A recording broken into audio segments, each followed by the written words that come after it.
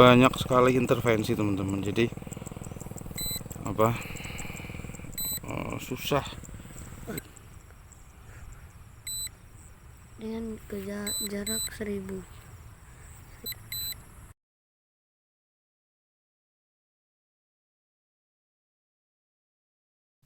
Halo teman-teman, ketemu lagi di channel Abinaya.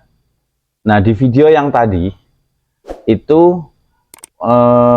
waktu drone lost connect ya, itu posisinya sudah di RTH ya teman-teman. Jadi posisi sudah RTH, dia sudah jalan pulang, tiba-tiba lost connect. Nah, singkatnya seperti itu. Kemudian aku sedikit agak panik, masih tak diemin aja gitu kan.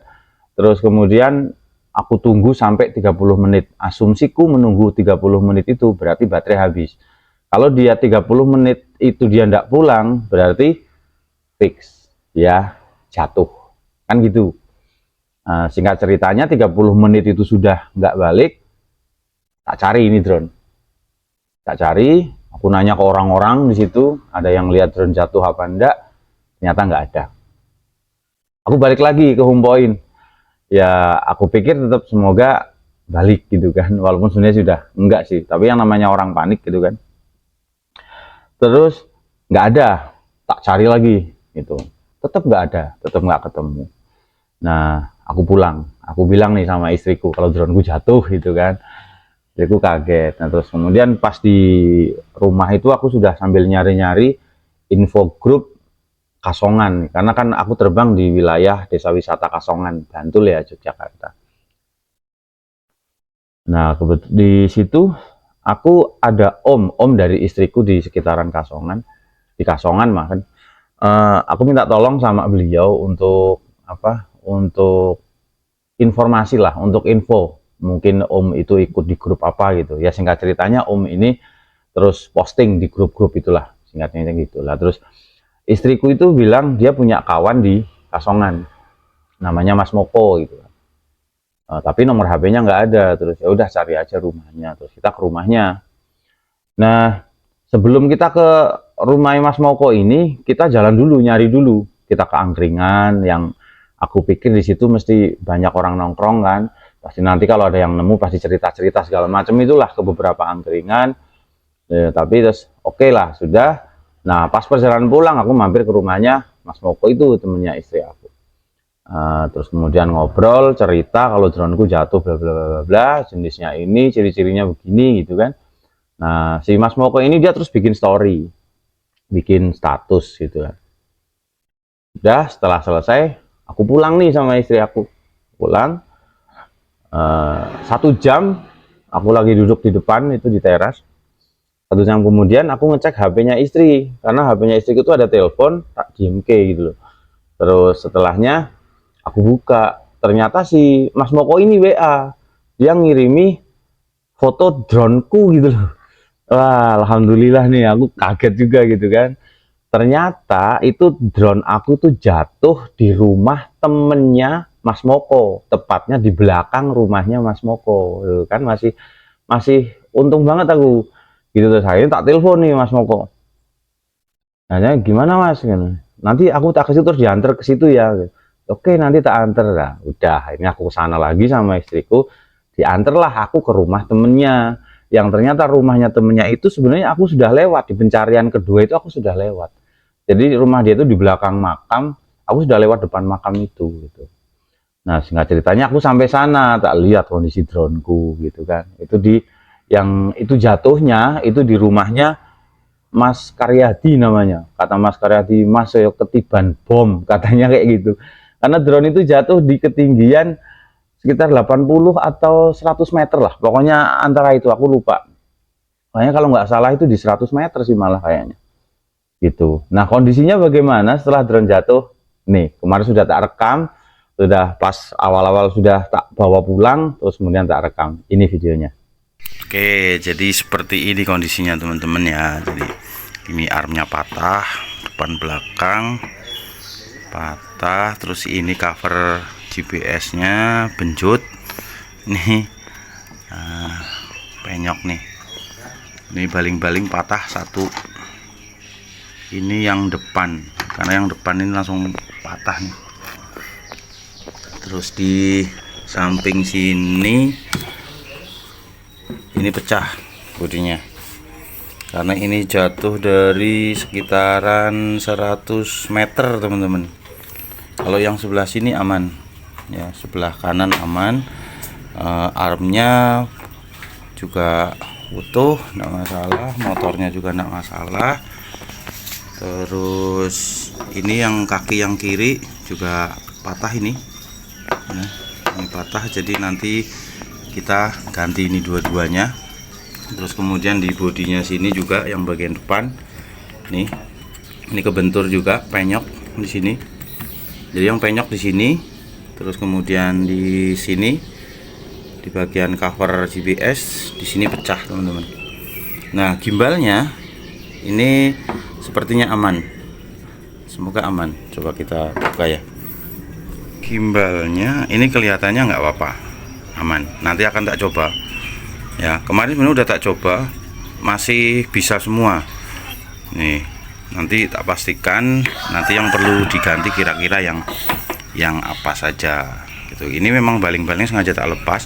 Kalau kemarin baling-baling yang ini yang yang sebelah kanan ini aman, yang di belakang ini juga walaupun ini patah tapi baling-balingnya dia tetap nempel di sini.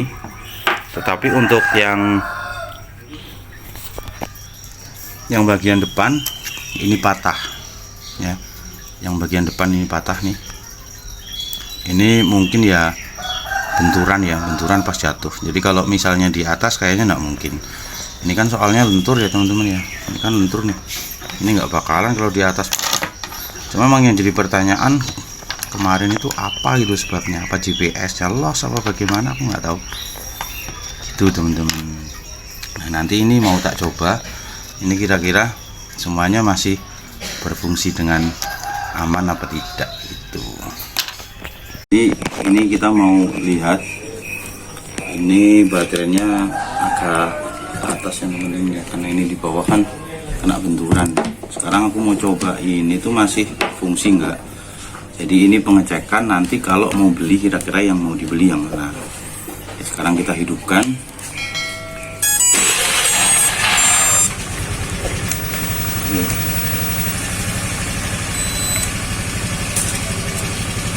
Lihat kemarin baterai itu masih sekitaran 67% teman-teman, pas posisi jatuh itu. Connecting.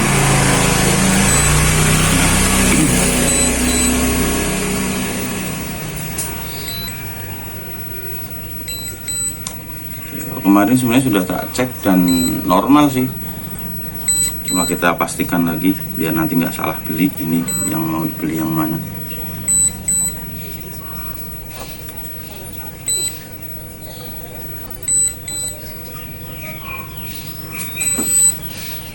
Lampu depan juga masih hidup. Sekarang kita lihat.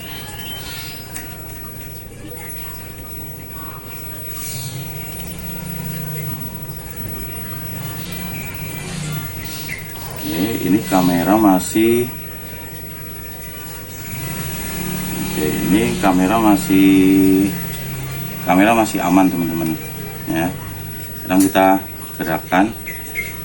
Nah, ini ke bawah ya, ini ke atas tuh, masih aman teman-teman. Kalau gimbal insya Allah masih aman ya. Terus kemudian kita cek ya, kita hidupkan coba. Oh, ini GPS-nya belum ngelok teman-teman.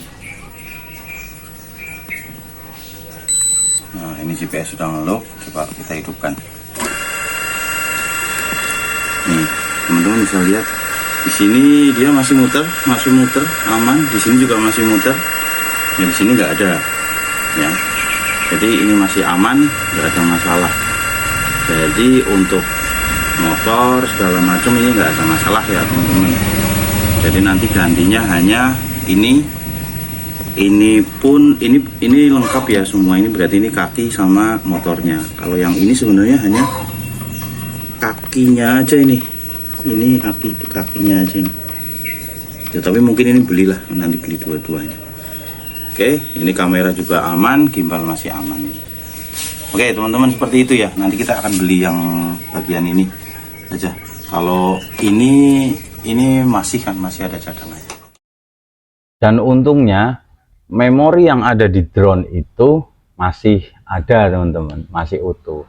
Jadi aku bisa ngecek video rekaman yang ada di drone tersebut gitu loh. Dan ini detik-detik droneku jatuh.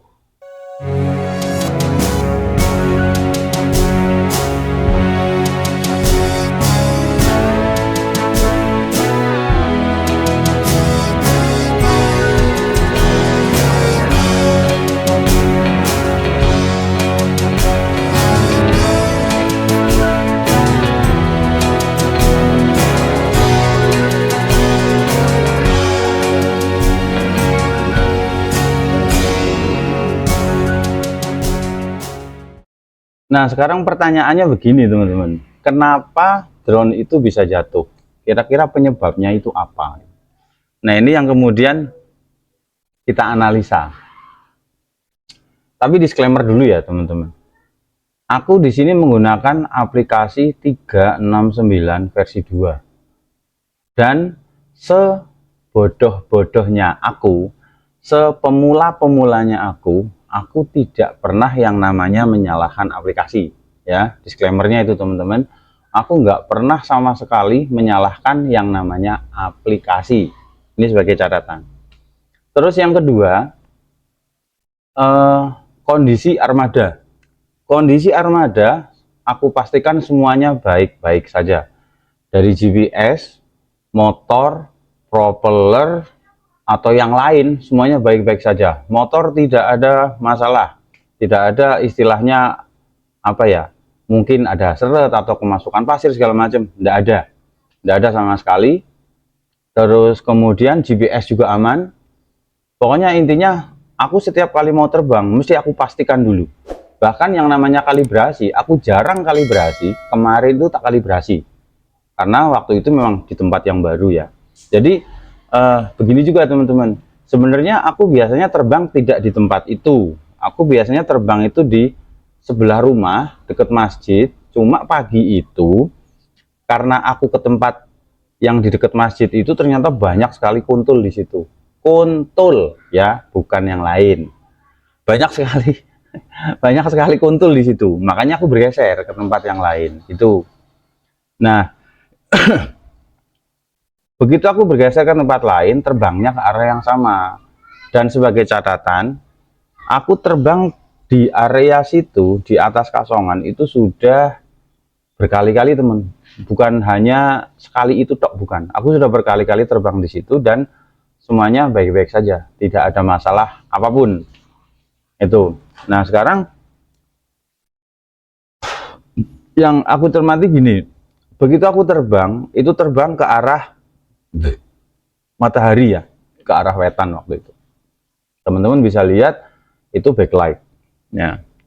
Dan terbangnya itu ada 3 tower di depan. Mungkin lebih enak kita sebut segitiga tower ya. Dan droneku itu masuk ke arah situ. Aku sempat berpikir apa ini gara-gara tower. Ternyata jawabannya bukan. Senior atau suhu yang aku tanya, jawabannya bukan. Kalau gara-gara interferensi parah dari tower, drone akan berputar. Itu. Terus kemudian kalau misalnya baling-baling patah, kayaknya tidak mungkin kalau baling-baling patah. Walaupun ya sekali lagi bisa jadi ya, bisa jadi baling-baling patah atau motor rusak bisa jadi. Tapi sebelum terbang tak pastikan semuanya baik-baik saja, tidak ada masalah di situ. Karena memang setelah jatuh baru itu patah gitu ya. Terus lagi gagal sistem. Kalau gagal sistem jawabannya itu biasanya drone akan langsung meluncur. Nah, sementara di video itu kan teman-teman bisa lihat drone itu masih berusaha menyeimbangkan diri, tidak langsung jungkir balik segala macam, enggak seperti itu. Jadi dia masih berusaha menyeimbangkan diri. Kemudian kalau kemungkinan dijammer, mungkin nggak kalau dijammer? Ya bisa jadi mungkin. Tetapi setauku yang namanya di Jogja itu area yang tidak boleh ada drone itu hanya di sekitaran keraton, teman-teman. Kalau di Kasongan tadi aku sudah cerita berkali-kali terbang di situ nggak ada masalah. Setahu aku memang hanya di area keraton. Tapi sekali lagi ya, semua kemungkinan bisa saja terjadi. Nah itu. Terus kemudian kalau melihat situasi yang ada di situ, dari tadi aku sudah cerita ya, di situ banyak sekali burung sawah, banyak sekali kuntul ya. Aku berpindah tempat pun dari tempat aku sebenarnya nggak ada kuntul, cuma terbangnya ke arah yang ada kuntul. Kenapa aku nekat? Ya sebenarnya bukan nekat sih sebenarnya, karena aku pikir nggak akan terbang setinggi itu gitu. Makanya drone itu kalau nggak salah tingginya sekitar 100, 105, pokoknya 80 ke atas lah ya, 80 sampai 100 sekian gitu. Itu aku pikir ya nggak akan sampai di situ lah, kan kayak gitu tuh. Tuh, tapi kenyataannya ya seperti itu. Jadi akhirnya kesimpulannya bukan. Begitu kita ngobrol dengan Mas John juga ngobrol, setelah semuanya tak pastikan semuanya baik-baik saja, kemungkinan untuk apa ya istilahnya gagal sistem kayaknya ndak ke situ sih arahnya. Lebih cenderung ke gangguan dari burung, entah itu ditabrak, entah itu diserempet. Cuma masalahnya ini nggak kelihatan di frame ya, tidak kelihatan di kamera. Intinya seperti itu. Jadi sekali lagi dalam hal ini aku nggak akan nyalahkan apapun, nggak akan nyalahkan aplikasi juga nggak, karena sebodoh-bodohnya aku sebagai drone pemula nggak akan pernah aku nyalahkan aplikasi. Itu teman-teman. Jadi ini adalah faktor X ya, faktor dari luar. Anggap saja ini jadi pengalaman teman-teman. Ibaratnya kalau orang latihan naik sepeda itu seolah-olah harus jatuh dulu baru pinter kan kayak gitu. Jadi setidaknya di awal 2024 ini pengalaman aku bertambah satu, drone aku jatuh dengan penyebab yang di luar dugaan. Jadi kalau misalnya aman, sebenarnya ya nggak ada yang aman. Aplikasi apa, kita menggunakan aplikasi apapun, seaman apapun juga itu. Tapi kemudian kalau ada faktor X ya, faktor eksternal, faktor di luar keamanan drone itu sendiri, ceritanya bisa lain. Nah ini kalau buat aku pribadi ini tak jadikan sebagai pembelajaran teman-teman. Untuk kedepannya ya lebih hati-hati, karena drone ini dari awal kan sudah tak skotlet ya, warna mengkilap dengan harapan kalau ada burung, ada kilatan-kilatan di situ, burung takut. Ternyata ya enggak ngaruh. Tetapi setidaknya tadi saya ngobrol sama Mas John Drone, ya setidaknya kita kan sudah ikhtiar ya teman-teman ya, kita sudah ikhtiar dulu, perkara kemudian terjadi seperti apa yang terjadi sekarang, yaitu di luar kemampuan kita kan kayak gitu. Jadi makasih untuk teman-teman yang tadi sudah komen di video ya, di video sebelumnya yang komen, yang berdoa semoga drone-nya kembali segala macam. Drone-nya ketemu teman-teman ya. Terus yang mesake, yang kasihan sama saya, terima kasih. Terus kemudian yang mentertawakan saya pun, yo ndak masalah, terima kasih juga. Karena ini adalah bagian dari pengalaman. Karena sebenarnya pada saat kita ngambil keputusan untuk kita bermain drone, resikonya jatuh. Nah, kita berarti mengambil keputusan sekaligus konsekuensi dari keputusan itu. Semoga video ini bisa menjadi bahan untuk teman-teman kedepannya untuk lebih hati-hati. Semua aman, armada aman, aplikasi aman. Pada saat yang berbicara adalah faktor di luar itu, maka ceritanya akan berbeda. Begitu ya teman-teman ya. Terima kasih sudah menonton dari video pertama dan video kedua. Dari Purworejo, Jawa Tengah, salam satu langit.